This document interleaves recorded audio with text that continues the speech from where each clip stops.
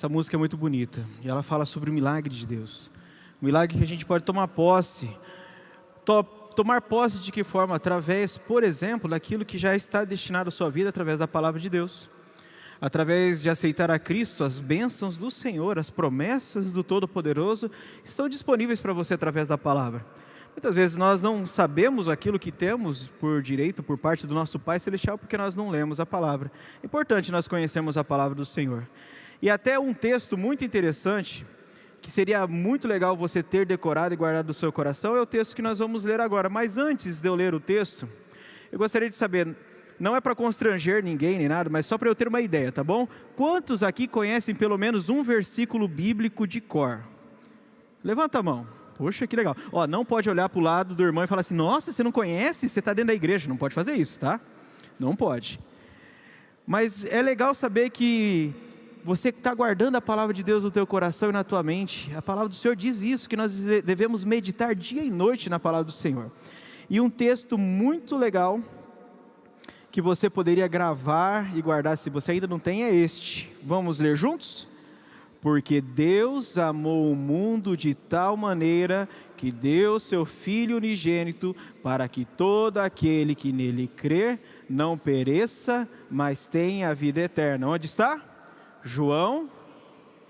Isso, é bom quando você for decorar, você lembrar da referência. Você pode fazer muitas vezes como acontece comigo. Eu sei o texto, mas como eu não fiz essa prática de citar o texto e guardar a referência, eu acabo perdendo a referência também. Então, toda vez que você for decorar um texto, você lembra de decorar também a referência. Você vai saber onde que está na palavra do Senhor. E se alguém perguntar assim, mas esse texto que você está falando, está escrito onde? Aí você sabe, João 3,16. A palavra do Senhor, então, aqui nos mostra algo muito precioso, escrito pelo apóstolo João. João, ele escreve esse evangelho mais ou menos entre 70 e 100 depois de Cristo. 70 foi quando o templo de Jerusalém foi destruído pelos romanos e próximo do fim da vida de João. João viveu aproximadamente até os 94 anos. Isso conta a história cristã da época. E foi o único apóstolo que não morreu martirizado, não sofreu martírio. Ele morreu de causas naturais, assim nos conta a história cristã. Legal que João, ele escreve este evangelho, estas boas novas, na cidade de Éfeso. Éfeso, ela tem um contexto muito legal no Novo Testamento. Paulo passa por lá, vários outros apóstolos, como Pedro, o próprio João, passam por lá. E a igreja de lá era uma igreja viva, pujante, muito forte. E é citada também até no livro de Apocalipse. O evangelho de João é diferente dos evangelhos de Mateus, Marcos e Lucas. Você sabe que nós temos 4 evangelhos, 4 boas novas escritos por 4 pessoas. Mateus, Marcos, Lucas e João. O evangelho de João, ele traz uma perspectiva diferente de Jesus.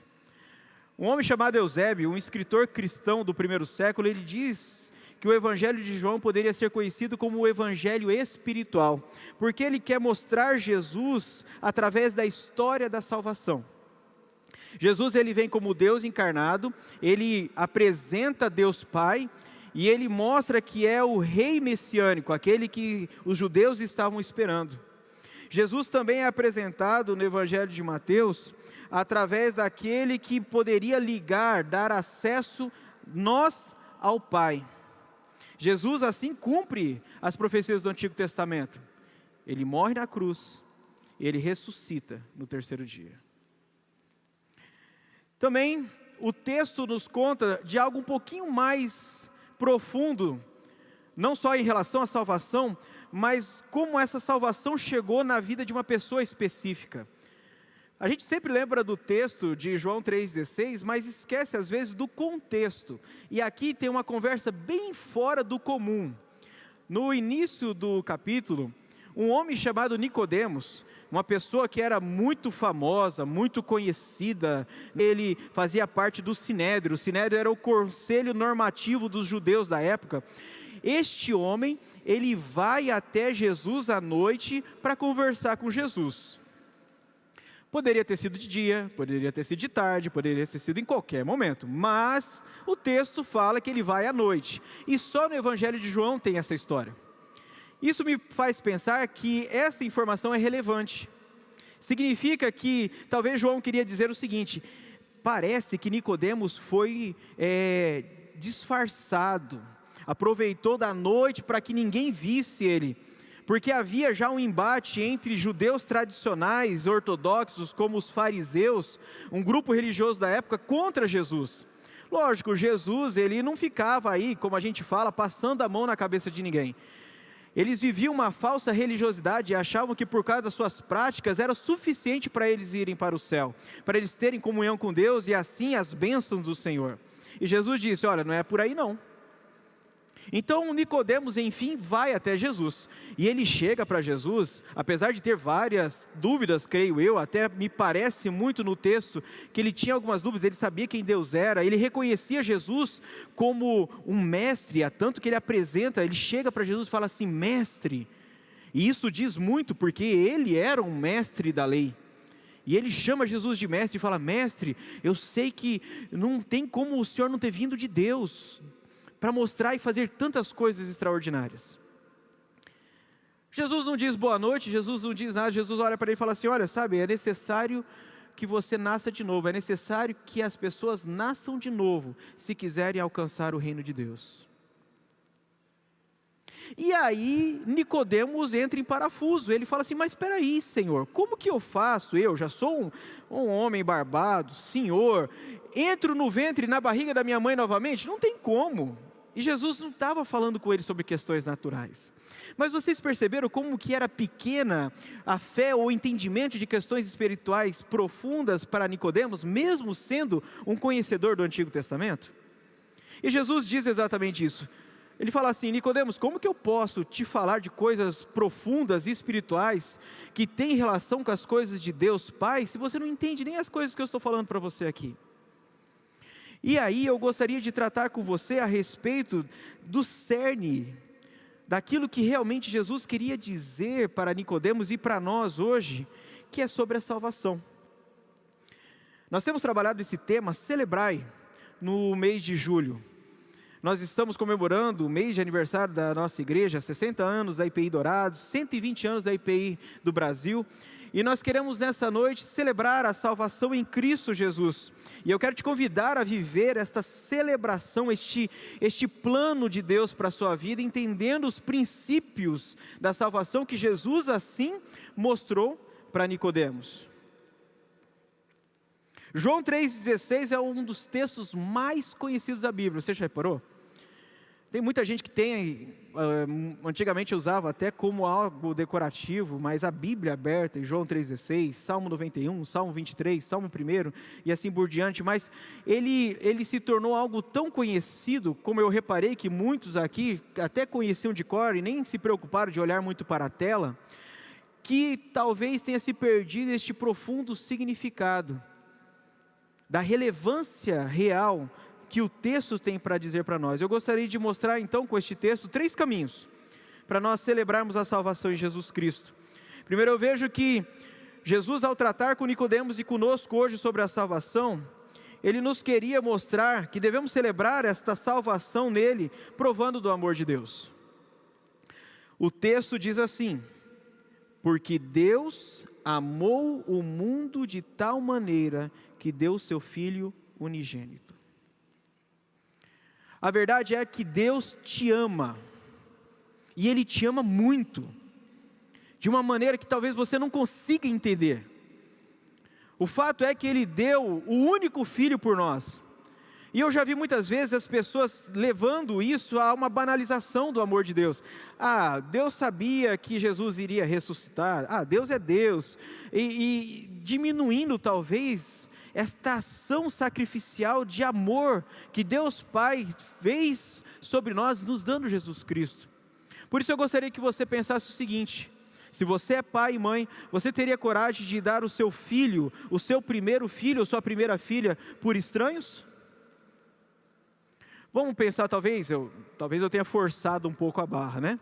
Já colocando logo assim: puxa, pastor, falou de um filho meu, né? Tá, mas algo de valor, um bem seu, um veículo, dinheiro, ou outra coisa que você tenha de valor, você daria para um estranho que você não conhece? Ou então, se você soubesse que essa pessoa tem más intenções, você amaria essa pessoa? Daria algo de valor para ela? Possivelmente não daríamos nem atenção, né? Sabendo ainda mais o que poderia estar passando na mente e no coração dessa pessoa. Pois a Bíblia diz que Deus amou o mundo de uma maneira incomparável. Ele amou a mim e a você de maneira incondicional. Ou seja, mesmo você não o amando, mesmo você não o querendo, Deus ainda te ama. Deus ainda continua de braços abertos. Deus ainda se preocupa com você, como um pai que ama o filho, e mesmo no meio a uma rebeldia e distanciamento, Deus ainda te ama. E a ação clara disso é a cruz. A ação evidente do amor de Deus para com a tua vida, para com a minha vida, é Jesus Cristo pregado na cruz. Há vários textos que eu poderia citar, mas eu gostaria de citar Romanos 5,8, que diz assim: mas Deus prova o seu próprio amor para conosco, pelo fato de Cristo ter morrido por nós, quando ainda éramos pecadores. Não é quando você já tinha resolvido os seus problemas, não é quando você parou de pensar bobeira, não é quando você parou de tomar atitudes erradas, de falar besteira ou coisas do tipo. Foi mesmo quando nós éramos pecadores, Deus assim nos amou, através de Jesus Cristo. Paulo continua dizendo em Efésios 2, capítulo 4, versículo 5: mas Deus, sendo rico em misericórdia, por causa do grande amor com que nos amou, e estando nós mortos em nossas transgressões, nos deu vida juntamente com Cristo, e pela graça vocês são salvos. Não é mérito teu. Não é porque você é bonitinho, porque você veio bem arrumado, não é porque você fala bem, não é porque você é uma pessoa legal, honesta e assim por diante. Veja, Deus te ama, mesmo conhecendo o teu coração, mesmo conhecendo os teus pensamentos, mesmo sabendo que em várias e várias vezes você vai entristecer o coração dele, fazendo aquilo que não agrada ao coração do Senhor, mesmo sabendo que você irá desobedecê-lo. Deus te ama. E Ele não quer que você continue neste estado. Que estado é este? De pecado. Porque um outro caminho, uma outra premissa em relação à salvação em Cristo Jesus, é entender que nós somos pecadores. O texto continua dizendo que Deus amou o mundo de uma maneira incomparável, que deu seu Filho unigênito, para que todo aquele que nele crer não pereça. Sabe por quê? O nosso destino, antes de Cristo, era morte eterna. Pastor, o senhor está falando com as pessoas erradas. O senhor está falando dentro de uma igreja, para um monte de gente que conhece vários textos bíblicos de cor. O senhor está dizendo para pessoas que têm experiência com Deus. Uai, como assim chamar todo mundo de pecador? Inclusive eu estou chamando a mim mesmo. A Bíblia diz em Romanos 3,23, que todos pecaram e carecem da glória de Deus. Romanos 6,23 diz: porque o salário do pecado é a morte, mas o dom gratuito de Deus é a vida eterna em Cristo Jesus nosso Senhor. 1 João 1,7 diz assim: se andarmos na luz, como Ele está na luz, mantemos comunhão uns com os outros, e o sangue de Jesus, seu Filho, nos purifica de todo pecado. Você precisa entender nessa noite, meu irmão, minha irmã, meu amigo, você que está participando conosco online, que você é pecador. E pecado aqui não é um comparativo de escalas, do qual você diz assim: ah, poxa, mas eu não fiz nada horrendo, nada terrível, nada monstruoso para eu ser considerado pecador. Me diz uma coisa, você mentiu hoje? Obviamente você não precisa levantar a mão e confessar aqui: ah, pastor, eu menti. Mas você mentiu hoje? Você por acaso pensou em coisas que não deveria pensar, como questões pornográficas, de cobiças ou coisas assim? Será que o teu coração neste momento não está pensando em questões avarentas? Você não pensou mal das pessoas? Eu só estou dando alguns exemplos para mostrar como o nosso coração é pecaminoso. Por causa dessa realidade, a Bíblia diz que o mundo jaz do maligno, continuamente o mundo, Satanás, os seus demônios tentarão nos tirar do caminho de Cristo, nos levando às ciladas do pecado. Pecado nada mais é do que você errar o alvo, você desobedecer a Deus, você saber aquilo que está na palavra e mesmo assim, deliberadamente, ou às vezes não intencional, mas você fazer aquilo que não está na palavra do Senhor. Isso é pecado. Nós somos pecadores. E nós precisamos de Jesus Cristo. E não tem nada que você vá fazer que vai te salvar se não for em Jesus. Não tem nada que vai limpar os teus pecados, não há pensamentos positivos, não há alternativas mais fáceis, não há caminhos alternativos que sejam menos vergonhosos, ou que sejam de maneira a camuflar quem realmente você é. Não adianta usar máscaras, Deus conhece o teu coração, sabe quem eu realmente sou e sabe quem realmente você é. Não adianta fingir para Deus. Somos pecadores. Mas há uma outra direção nesse texto que nos mostra em Cristo Jesus como devemos celebrar a salvação, porque o Senhor nos convida a viver eternamente com Ele.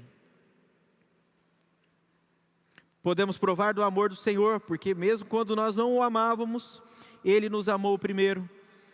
Entendemos que somos falhos e pecadores, e Jesus nos diz assim: Deus amou o mundo de tal maneira que deu seu Filho unigênito para que todo aquele que nele crer não pereça, mas tenha vida eterna. E viver a eternidade com Jesus começa hoje, começa agora. É algo que você começa a plantar hoje na busca por santificação e experimentará eternamente com o Senhor no céu. E entenda o seguinte: há dois caminhos apenas. Eternos, dois caminhos eternos, céu e o inferno. Não tem meio termo, não tem limbo, não tem um lugar onde você vai ficar esperando. Não é assim. Não é alguma coisa que alguém vai fazer por você para melhorar. Até Jesus usa uma parábola interessante sobre um homem chamado Lázaro, que era um mendigo, e um homem rico, e ambos têm as suas destinações eternas. E ainda o rico, ele tenta assim dizer: Senhor, deixa eu dar um jeitinho para que minha família não venha para o lugar que eu estou. Pede para Lázaro, que está lá no céu, interceder por nós. E não tem essa conversa. É aqui. E eu vou dizer para você, não adianta esperar que você vai ter tempo e você dizer assim: bom, eu vou ponderar o que o pastor está dizendo, eu vou pensar no caso e amanhã eu tomo uma resposta. Se é uma boa eu aceitar Jesus Cristo, se eu vou deixar que Ele governe minha vida, se eu entendi realmente que eu sou pecador, eu estou ainda digerindo esse negócio. Irmãos, nós não sabemos quanto tempo nós temos de vida. O Senhor está nos permitindo hoje termos este tempo aqui. E eu vou ser bem sincero, isso é o que está no meu coração. Eu acredito por Deus estar nos permitindo estar nesta noite aqui, ouvindo essa palavra, eu podendo compartilhar com vocês. Eu acredito que Deus está nos dando oportunidades. Deus está nos dando oportunidades. Oportunidade talvez de você, ao entender essas verdades que estão contidas nesse texto de João 3,16, dizer ao Senhor: Senhor, eu entendi o teu amor, reconheço que sou falho e pecador e eu quero viver contigo eternamente. Por isso preciso arrepender-me das minhas falhas, das minhas atitudes, e experimentar do Senhor um novo caminho, o nascer de novo que o Senhor falou para Nicodemos. É isso que eu quero. Eu quero viver este novo do Senhor para a minha vida, que vem do Teu Espírito Santo, que renova as minhas forças e traz uma nova história. Antes uma história fadada à morte, à destruição, ao inferno, a viver no pecado. Hoje em Jesus Cristo uma vida em abundância, como Ele tem prometido para nós. Romanos 10:9 diz assim: se com a boca você confessar Jesus como Senhor, e em seu coração crer que Deus o ressuscitou dentre os mortos, você será salvo. Eu quero te convidar nesta noite a aceitar Jesus Cristo como Senhor e Salvador da tua vida e celebrar a salvação dele.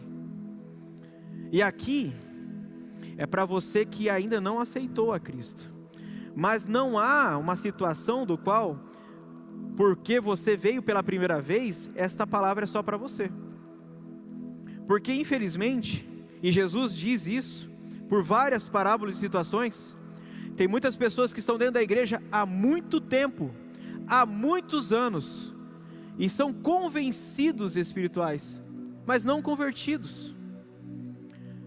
Acostumaram a falar o crentez, né? Paz do Senhor, Deus abençoe, graça e paz, e assim por diante. Decoraram versículos, até tentam ter uma vida legal e tal, mas não estão deixando Jesus Cristo estar no centro dos seus corações. No dia a dia, quem comanda a vida é a pessoa, não é Jesus.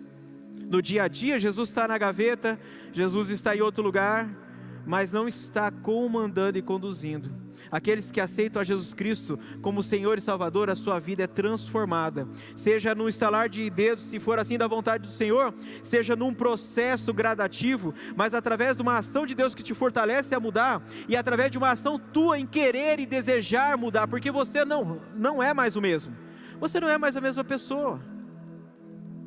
Por isso eu gostaria de pedir para a equipe subir, e eu gostaria de orar contigo. Tem um cântico muito antigo, um hino, que falou ao meu coração nesta manhã, nesta tarde, melhor dizendo. O título do hino é Redenção pela Cruz. E ele diz assim: ó bem cego eu andei, perdido eu vaguei, longe do meu Salvador, mas da glória desceu e o seu sangue verteu, para salvar um tão pobre pecador. Foi na cruz que Jesus Cristo deu seu sangue, por amor a mim e a você. Eu era um desses perdidos, eu era um desses pecadores. Luto contra mim mesmo todos os dias, porque meu desejo é agradar ao Senhor Jesus. E eu gostaria que você também vivesse desta mesma forma. Você pode se colocar em pé, por favor? Vamos cantar essa primeira estrofe, o refrão, e logo em seguida eu quero fazer um convite muito importante para você, como Jesus fez a Nicodemos.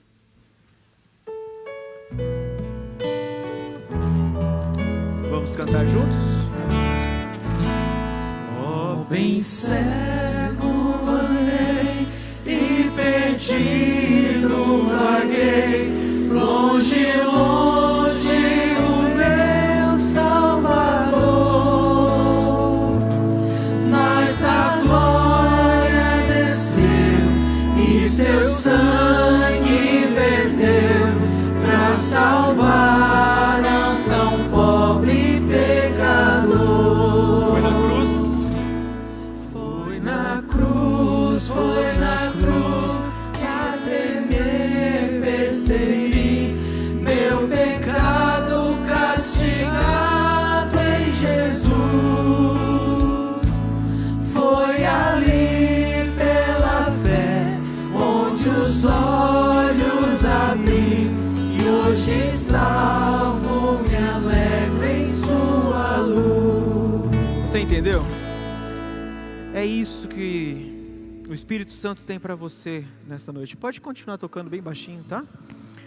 É isso que o Espírito Santo tem para você nesta noite. Uma nova vida, uma nova história.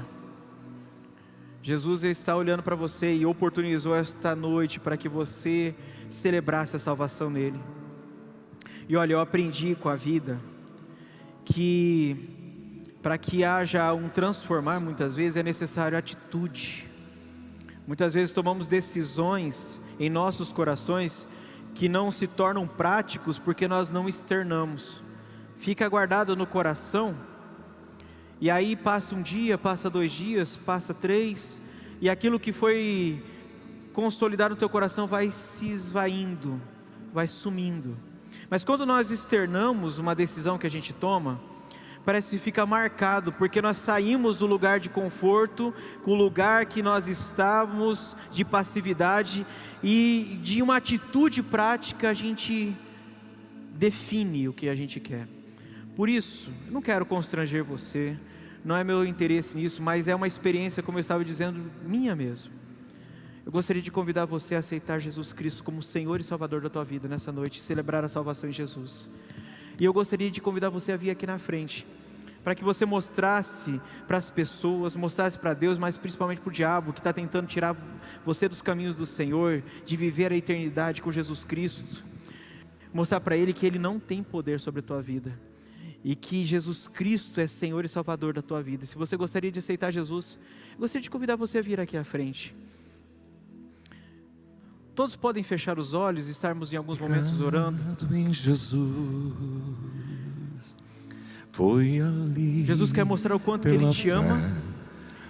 Ele quer que você entenda que você é pecador, você é falho, mas que Ele vai purificar a tua vida, e em Jesus Cristo você vai ter a eternidade, salvo no Senhor. E nessa noite a festa no céu, porque tem pessoas que estão aceitando Jesus, e a palavra do Senhor diz que a festa do céu, quando um pecador reconhece os seus caminhos e aceita a Cristo. Em Jesus me escondi. Eu gostaria que você que veio à frente, você repetisse essa oração comigo. E você que está aí e não quis vir à frente, mas está entendendo essa mensagem ao teu coração, repita comigo essa oração. Você vai dizer assim: Senhor Jesus, nesta noite eu entendi que eu sou falho e pecador e que preciso de Ti. Por isso, Senhor Jesus, eu o aceito como Senhor e Salvador da minha vida. Perdoa os meus pecados. Escreve o meu nome no livro da vida. Quero servir e obedecer ao Senhor por todos os meus dias. Me traz, Senhor, o entendimento de quem Tu és. Me prepara, Senhor, para servi-lo com alegria. Assim eu oro, em nome de Jesus. Amém. Você pode voltar ao seu lugar.